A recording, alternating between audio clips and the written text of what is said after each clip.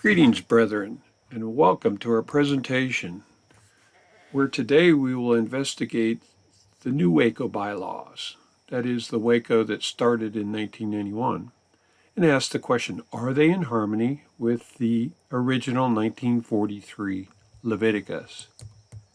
And we'll do a comparative analysis and historical perspective to get to the bottom of this issue. So here's some of the probing questions that we want to address. 1. Where did Waco bylaws come from? This is the Waco that started in 1991 under Norman Archer. 2. How do the Waco bylaws get modified?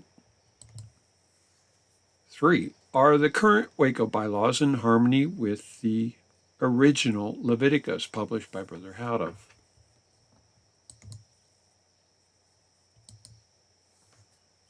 And are bylaws a salvation issue? Some people say it doesn't matter, but we believe that every word in the shepherd's rod is there for a reason, and that we need to rightly divide the truth and understand these issues. And if we find out that the Waco bylaws are not in harmony with the Leviticus, what then should we, as wide-awake Davidians, do about it? Very important question. So this is what we'll address today in our presentation. Before we begin, let us consider this counsel for individual investigation. It's a requirement. And we'll read from Answer Book number 1, page 74. It reads, "But in all her history, the Church as a whole has never accepted a message from heaven. The call therefore comes to each individual member. Each must decide for himself. No one should allow himself to be influenced by another, and no one has a right to shut away the light from the people. When a message comes in the name of the Lord to his people, no one may excuse himself from an investigation of its claims. It was from pursuing this very course that the popular churches were left in partial darkness, and that is why the messages of heaven have not reached them." Testimonies on Sabbath School Work, page 65, and Counsels on Sabbath School Work, page 28. So we see here it's very important for us today as individuals to investigate for ourselves and decide, rather than listen to some man say so, or running and leaning on the arm of flesh and asking the leaders of Waco or any other association why the things are so. You should study for yourself and ask God to show you what the truth is.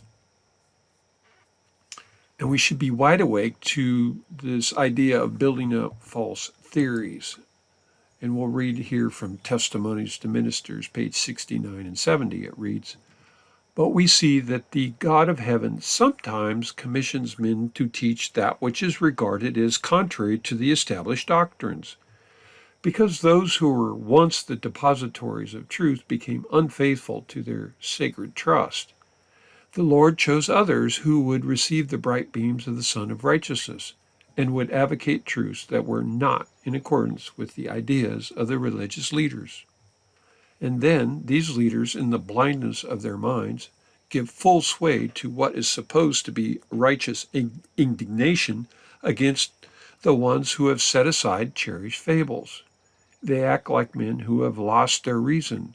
They do not consider the possibility that they themselves have not rightly understood the word. They will not open their eyes to discern the fact that they have misinterpreted and misapplied the scriptures and have built up false theories, calling them the fundamental doctrines of the faith." Well, is it possible today that Davidian brethren are misinterpreting, misapplying the writings of the shepherd's rod, specifically the Leviticus, in regard to the bylaws? Well, this is why we want to look at this carefully and see if it's so. So what are some of the major issues with the Waco bylaws? We're going to summarize this and then look at each point in more detail. First, we find that there's a misappropriation of titles such as Mount Carmel Center and GADSDA, which stands for General Association of Davidian Seventh-day Adventists. Can we apply those terms today? 2, the selection of their executive council. How do they get their council members? Is it following the Leviticus? 3, the leadership model. They don't have any president, but they have instead a vice president to lead. Is this following the Leviticus? 4, how do they issue their certificate of fellowship cards? Are they authorized or not? 5, how do they call special sessions?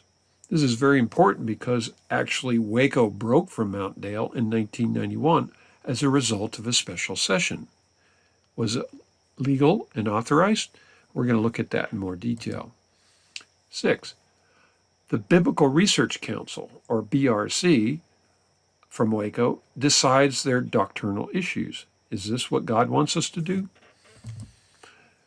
And 7, the location of headquarters. Of course, they insist that they have to be back on a small portion of the property that was part of Old Mount Carmel under Brother Houteff. Was this what the message calls for? And finally, what kind of literature are they publishing? Is it the Shepherd's Rod? Is it original, or is it some kind of man-altered renditions? And we're going to look at that. So these are our points.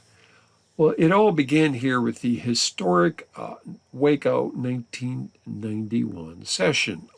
And all the information that we will be citing comes from this publication, announcing the official separation from the Mountaindale Association. And as a result, they had a new executive council chosen, new bylaws were created, and new ministers were appointed. So this symbolic code for Waco, New Waco, Volume 1, Number 1, if you would like a copy, we'd be happy to provide you one. Please email us at the end of this video. There'll be an email address, or you can call us, and we'll be happy to provide you a copy for your own research. So, the separation from Mountaindale. Well, this is what their bylaws start off with in the session in 1991. It reads, previous bylaws legislated at past sessions have, at this 1991 special session, been repealed or amended and reestablished in accordance with the Bible, Spirit of Prophecy, and the Shepherd's Rod message. Only those reprinted here, together with other bylaws legislated at the 1990 session, are legal and binding upon all members of the GADSDA, Mount Carmel. Headquarters, Section 1, name. The 1991 special session voted to relocate God's headquarters from Mount Dale, New York to Waco, Texas, as outlined in Symbolic Code Number 10. B. This association shall hereafter be known as the General Association Davidian Seventh-day Adventist, Mount Carmel, and abbreviated throughout these bylaws as GA of DSDA-MC. April 1st of each year to be set aside as a special day of memorial for our return to Old Mount Carmel, Waco, Texas. Section 2 function, the headquarters, is to carry forward the work as depicted by the Shepherd's Rod in all points, i.e. the distribution of literature, fellowship cards, and setting up of the Levitical Institute to accomplish the general purposes outlined in the tract Mount Carmel Training Center. So this was their grand announcement of separating from Mountaindale. So now today, of course, we have this diaspora of groups from Mountaindale, Salem, Waco, Bashan, the Wave Sheaf under Lennox Sam. So everybody's competing. And so how do we know who's who and who's right and who's wrong? Well, we have to go look at their documents and examine them and find out, are they in harmony with the original Shepherd's Rod message? So they showed the pictures of their new location, and it gives the illusion that it's this wonderful place out in the country. We've documented in a video, of which we have a link in the description box below, that this is a total deception. Okay, first we have the sanctuary. This is actually a church. It was built by Presbyterians, and they don't show it in the picture, but there's a gigantic white cross just out of view of the picture. And then they show the pictures of the pecan trees on the property and overlooking Lake Waco, giving you the illusion that it's out in the country, like it was back in the days of Brother Houteff, but this isn't true at all. It's completely surrounded by the city, as we'll see here, completely urbanized. But this is one of the arts of deception to people that don't have the opportunity to actually visit the place. So if we look at the location today from Google Maps, okay, this is the neighborhood. It's totally encompassed within the city limits of Waco. The area in red is the small portion of the original. It's a few acres. The original of Old Mount Carmel in Brother Houteff's day was 389 acres. If you would have taken an aerial view there, you would have seen none of this. The area in yellow is the location of the B8 administration building, but that's a private prep school named Vanguard Prep School, so it doesn't belong to Waco. The area in the two areas in kind of that pink color on the lower end, that's a school, public school, elementary school complex. Up above is the wastewater treatment. It's a sewer plant for the city of Waco called Mount Carmel Wastewater Treatment Plant. So this is all in the neighborhood.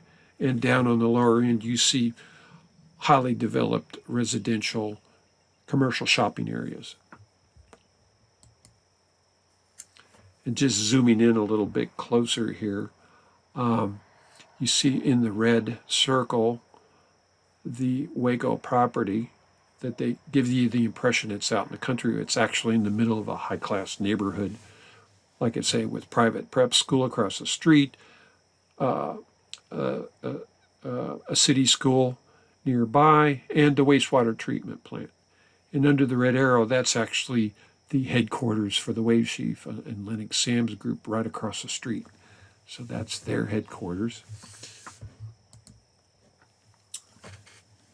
But this is what it looked like back in Brother Houteff's day. This is an aerial photograph of Old Mount Carmel under Brother Houteff. Looks rather different, doesn't it? And you can see here arranged the entrance gate, the dam, the residential buildings, up on the top, the peach orchard, the kitchen area, the bakery, B8, the administration building. So all of this was out in the country, out in the woods, solitary in the woods, in the midst of Carmel. And Waco at that time was in the distance, a ways away. This is not the case anymore. So what about Waco's Executive Council? We see it's completely unauthorized. According to their bylaws here on the symbolic code, page 17, Article 2, the Executive Council, Section 1, names of eligible individuals. A, the session is to elect a group of certified card-holding members to form the Executive Council. So they do it by voting.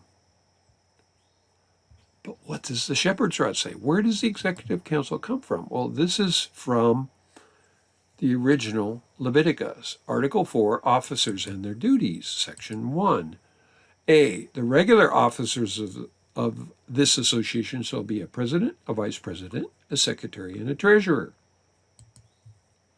The president shall be called and chosen in accordance with the procedure set forth in Exodus chapter 3, verses 10, 15, and 16, chapter 4, verse 17, Ezekiel chapter 3, verse 17, and Luke chapter 6, verse 13.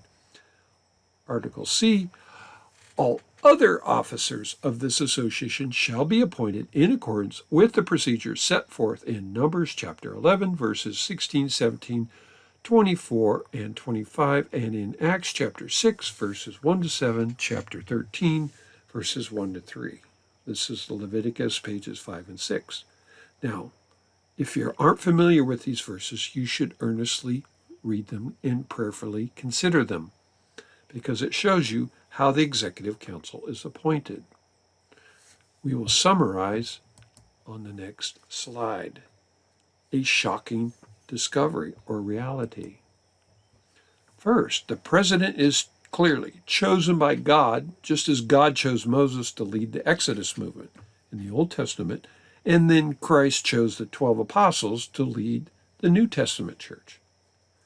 So they have to have a president, and then in turn, the president chooses the Executive Council's members, his cabinet, if you will, just as Moses gathered the 70 elders of Israel to be his assistants. In the New Testament era, the 12 apostles told the people to choose 7 disciples among them to deal with the local business of the church. So you have to have a president chosen by God or 12 apostles to appoint your council. Without a president today, which Waco doesn't believe, to appoint the Executive Council comprised of a president, vice president, secretary, and treasurer, and 3 council members, then there is no authority for the Waco Association to appoint ministers of the licensed or ordained class, because it's the Executive Council that appoints the ministers. So with no president, how do you get your council? Well, they vote. So they elect it by popular vote. So in their bylaws, Section 2 officers, the officers for the term 1991-92 are as follows. They had a chairman, no president, but a chairman. Brother N. Norman Archer, treasurer. Sister McCullum, secretary. Sister Atherton, member Brother McLean, member Brother Smith, member Brother Strain, and member Brother Wilson. And they claim their authority comes from the Executive Council shall be patterned after the council in Acts chapter 6, verses 2 to 6. No, it isn't, because they didn't have 12 apostles appointed by God to choose their council. They voted them in. So Waco is actually fulfilling the type, as shown here in Shepherd's Rod, tract number 8, page 4748. Let's read this carefully, not letting a line or even a word escape our attention. Time has already demonstrated that the Seventh-day Adventist organization is fulfilling the type, preferring to incorporate and elect officers by the people's vote. They have thereby manifested that they have cared not so much to please God by being a peculiar people as he would have them to be, as they have to please themselves by being as much as possible like the other denominations. Just as in Saul's time, the people wanted to be like the nations around about them. And although chosen by the people, yet the General Conference officers were nevertheless accepted by God to be their rulers over his people now, as Saul was anciently. Just as he betrayed his trust, however, by disobeying the word of God as spoken to him by the prophet Samuel, so the present church organization, the ancient men before the house, have, says the prophet to the church today, betrayed their trust. Testimonies, Volume 5, page 211. For a more ample treatment of the subject of organization, see our organizational manual. Of course, that's the Leviticus. We've already looked at it and see clearly that they're not following the Leviticus. They follow the type. They prefer to incorporate with the state of Texas as a 501c3, IRS 501c3, which tells them that they have to have these officers, and they vote them in by the popular vote of the people, just like the General Conference does, just like Saul did. Interesting, isn't it? So Waco's leadership is usurped. If you read in section 4, quote, no president, Part A, because Brother Houteff was the last president of the GA of DSDAMC, the President Association cannot elect a president, but must elect a chairman to serve as chairperson of the Executive Council. So this is in their code. So who gave them the authority to elect a chairperson to sit in the place of a president? Well, they got this idea from Florence Houteff. And here's a letter published the day after Brother Houteff died, February 6, 1955, written to the Executive Council, signed off by Florence Houteff.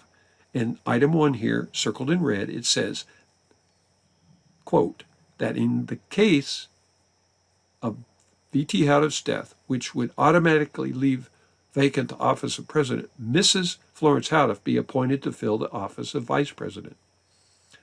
Well, that's what Waco does. They worship Florence Houteff. They bow down and follow her leadership model. They remove the office of president and put a vice president or chairman in its place. This is exactly what Florence Houteff did. And this is exactly what Waco does. They follow her, not the shepherd's rod. And here's proof. In March of 2007, this document registered with the state of Texas Department of State, as they have to do every year, shows that their president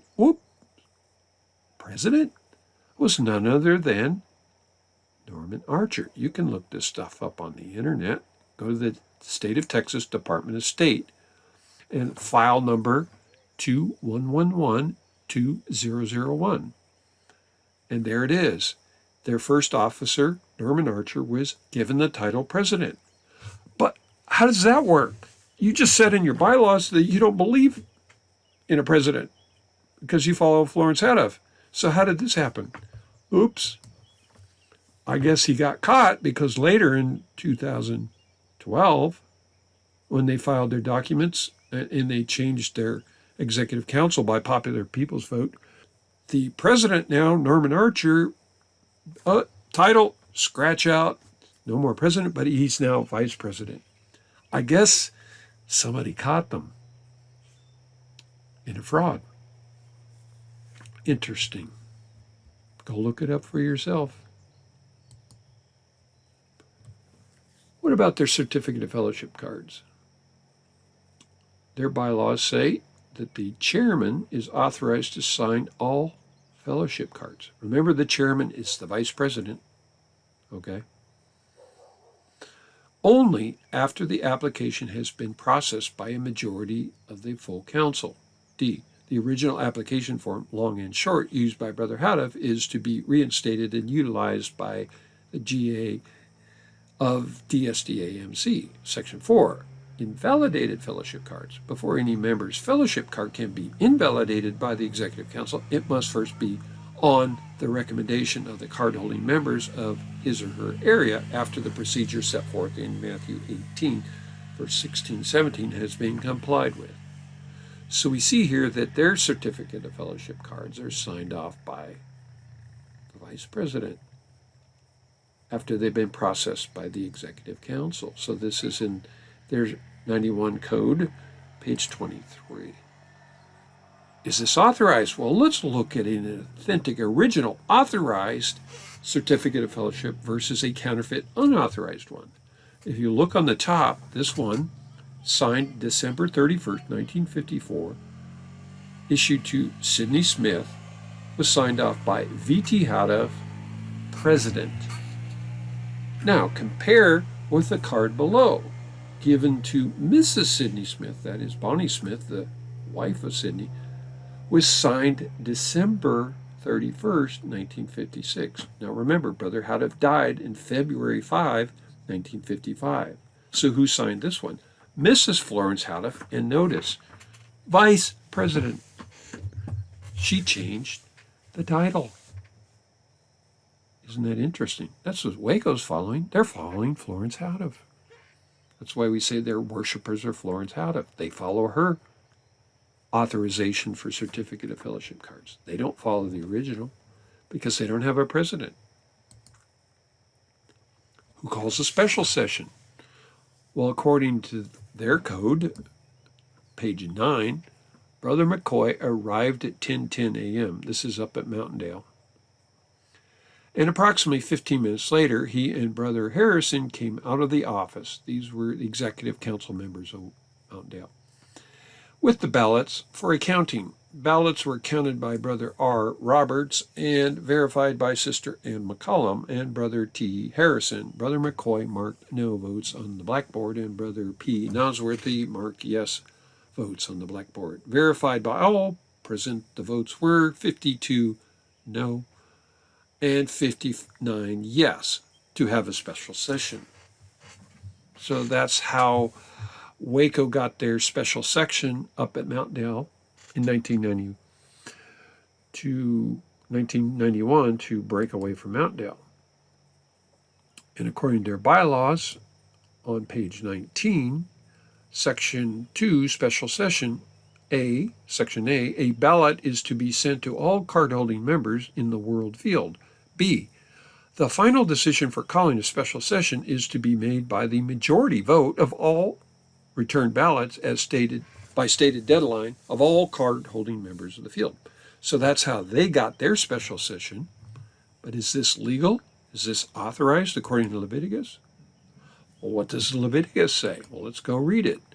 In the bylaws, Article 5, Sessions, Section 1, this association shall hold regular sessions at such time and place as the Executive Council shall designate by notice published in the Symbolic Code, the official organ of the organization, in 2 consecutive issues before the date of the opening of the session. Section 2, A. Special sessions may be called in the same manner in which a regular session is called.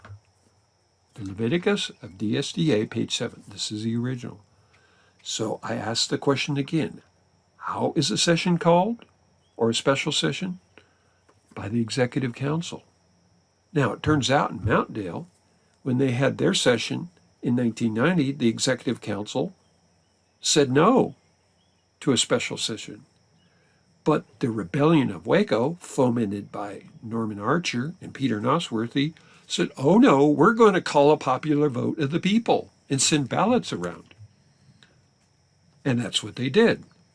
And the 59 votes that said, yes, we're going to have a special session, by the Leviticus is null and void. It's unauthorized. It's illegal. So the whole basis of their separation is null and void. In a court of law, it wouldn't stand. Interesting fact. What about the Waco BRC, or Biblical Research Committee? This is how they deal with any controversial doctrines that arise. Well, Section 1, Committee Procedures. A, any doctrinal dispute or new interpretation contrary to the teachings of Mount Carmel or the field is to first be brought through the office to the Biblical Research Committee for investigation of the matter before being disseminated to any group or field. And then they give a reference to Volume 1, Symbolic Code number 4, page 1. Well, you better go look at the reference carefully and read it word for word, because are they authorized to do this? Let us find out. Let's go look and see. So this is page 29 of their Symbolic Code. And what we see is that Waco usurped.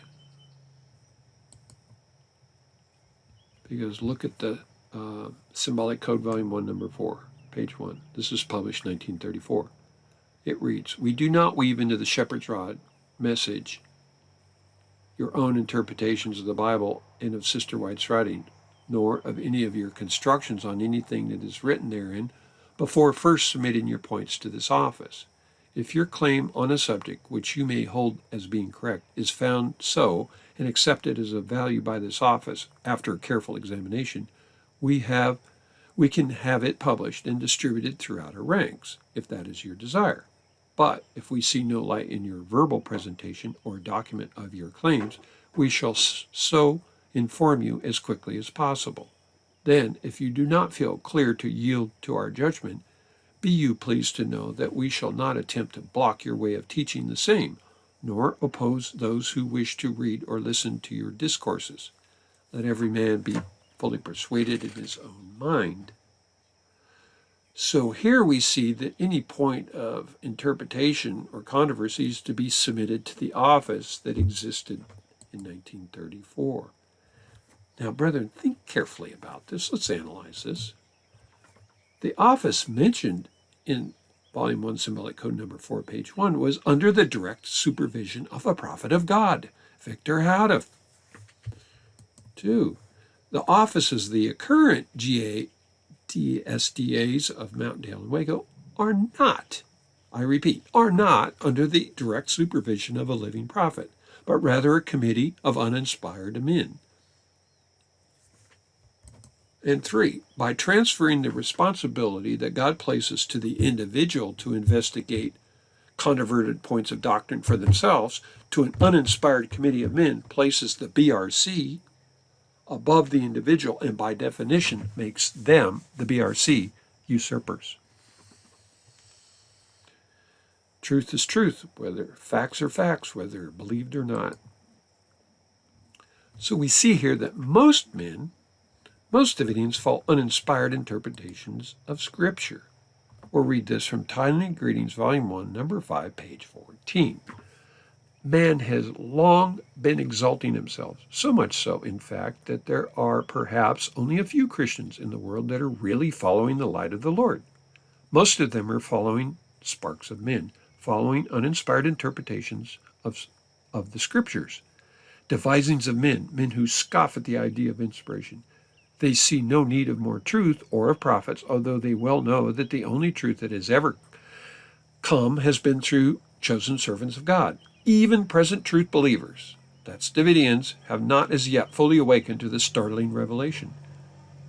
Many of them carried away with every wind of doctrine, much of which is created by impostors such as Corin, Dathan, and Abiram, coveting Moses' office, usurpers of inspiration's throne, taking sides, one for Paul and another for Apollos, as it were.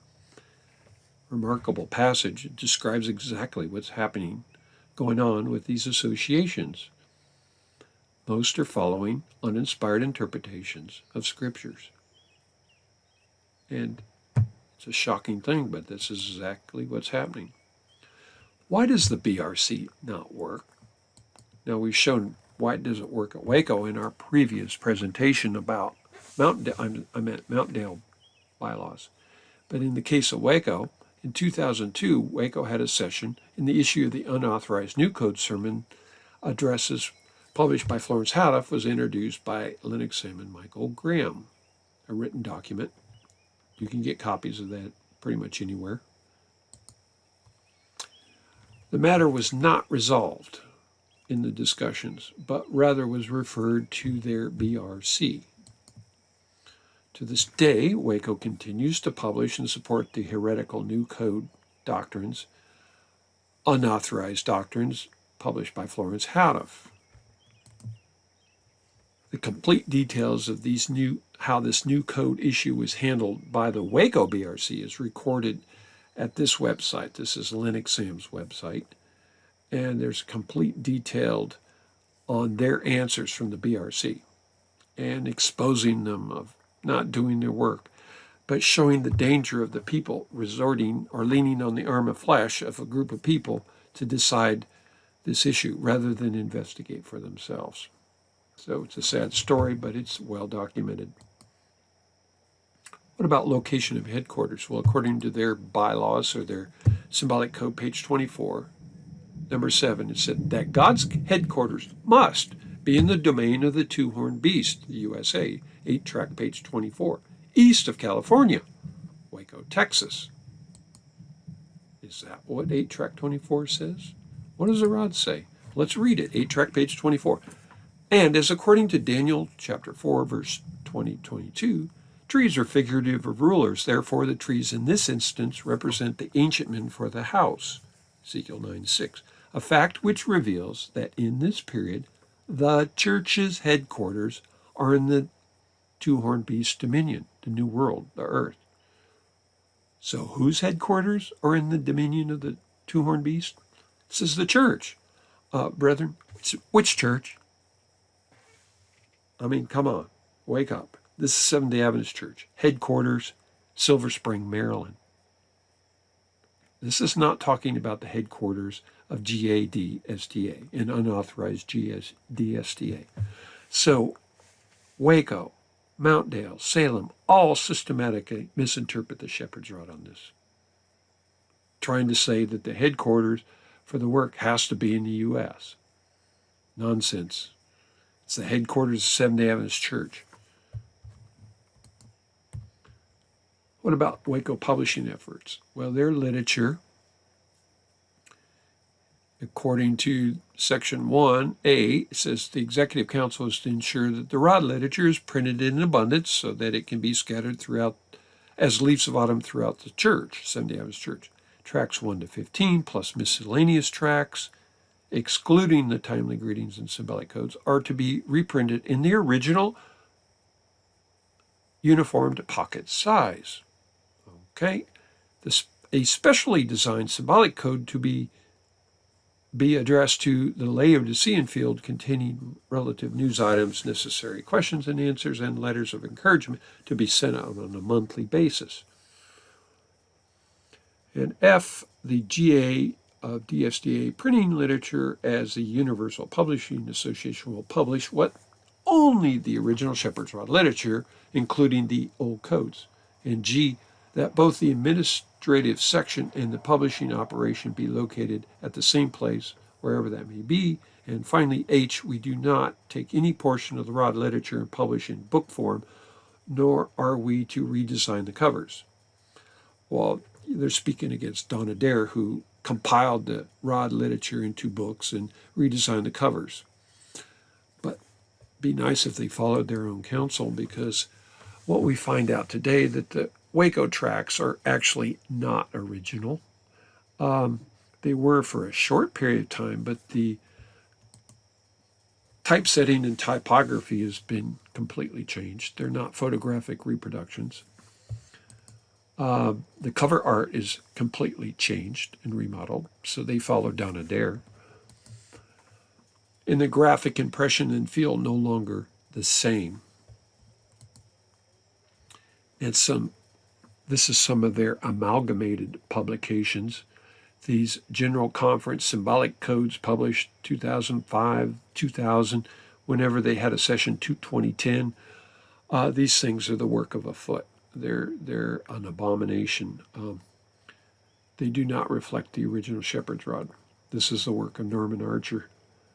And even the White House Recruiter, the cover artwork is not the same as the original. Now, we have a video presentation talking about the remodeling of the Shepherd's Rod. We'll put a link in the description box below where you can look in more detail the comparison of how the original Rod literature has been perverted and corrupted by every organization since the death of Brother Houteff.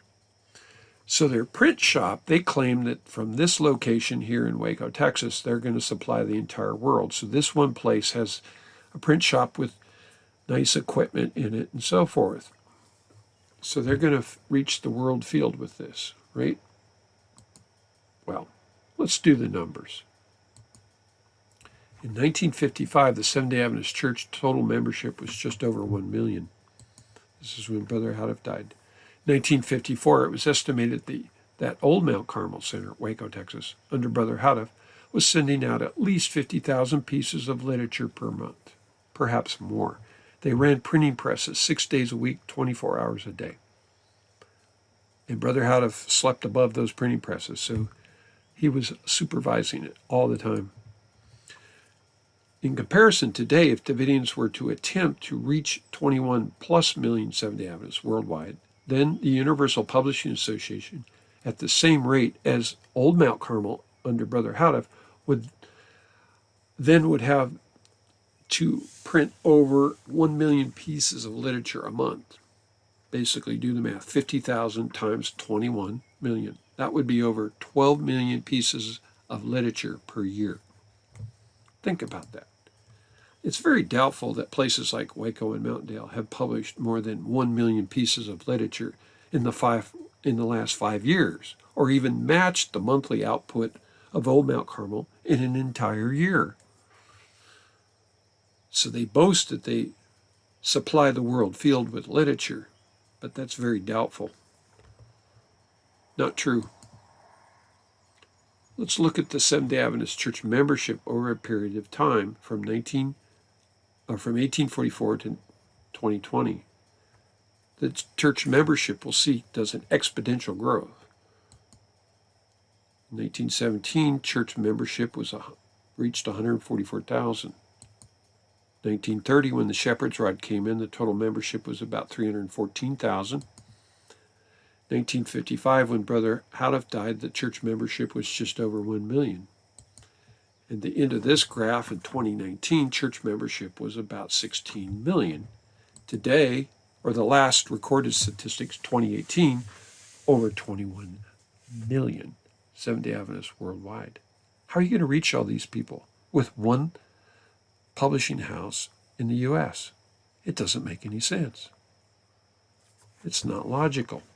It'd be much more logical to follow the spirit of prophecy and set up publishing houses in locations around the world, many of them. So what conclusions can we derive from our analysis? 1. The bylaws from Waco have been weighed in the balances and been found wanting against the original Leviticus. It was discovered that the Waco inherited a corrupted, man-defiled set of bylaws from the Mountaindale Salem GADSDA and continues to alter and change them up to the present day. We looked at the original 1991 bylaws. I encourage you to request copies of the current ones and look at them. I'm sure you'll find more changes and more pages of unauthorized, man-altered additions.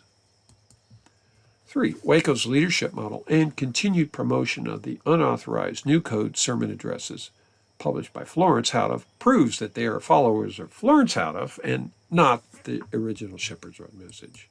And 4, as such, Waco proves itself unqualified to lead the people of God by hindering the work of the Holy Spirit to advance and feed the people in the simplicity of the original Shepherd's Rod message, and set up publishing houses worldwide according to Testimonies, Volume 7, pages 138 to 150. If you're not familiar with this, please go read this about how God intends the message of the fourth angel, the Shepherd's Rod, to go worldwide through our publishing houses, plural, worldwide. And that's exactly what UPA7.org does. So how should any wide-awake Davidian respond to this situation? Well, number 1, establish a publishing house for the original Shepherd's Rod literature in your area, whether it be Africa or Asia or Russia or South America or the South Pacific Islands. It's all totally possible. We're doing it right now as we speak. 2, gather tithes and offerings from the local brethren and appropriate them according to the blueprint found in the Spirit of Prophecy and the Shepherd's Rod. We can help you do that. 3, print out complete sets of literature for every believer. This is something that we discovered when we traveled to the South Pacific and to Africa, is that the brethren there are starved. They don't have complete sets of literature. Waco Mountaindale don't provide it to them. They have little bits and pieces. So that's one of the first things we did, is to help them get every single piece of the 75 pieces of the tract literature. And now we're working on the books. 4, complete your reading requirements of all the original Shepherd's Rod as you strive to become a future leader in the soon-coming gospel headquarters, which will be located in Palestine, not Waco, Texas. 5, study out every controversial doctrinal issue confronting Davidians today, so that you know for yourself what the Rod teaches. And cease from man, whose breath is in his nostrils. That is the Waco BRC, or the Mountaindale BRC. This concludes our presentation. We thank you for your time. If you have any further questions, comments, please subscribe to this YouTube channel by clicking this subscribe button below, or request copies of the original Shepherd's Rod publications or any other relevant historical documents for your own study and investigation, including the 1991 Waco bylaws. We'll include a link in the description box over to our webparish.org website, where you can find a copy of those bylaws, also Mountaindale bylaws, that you can download and look for yourself.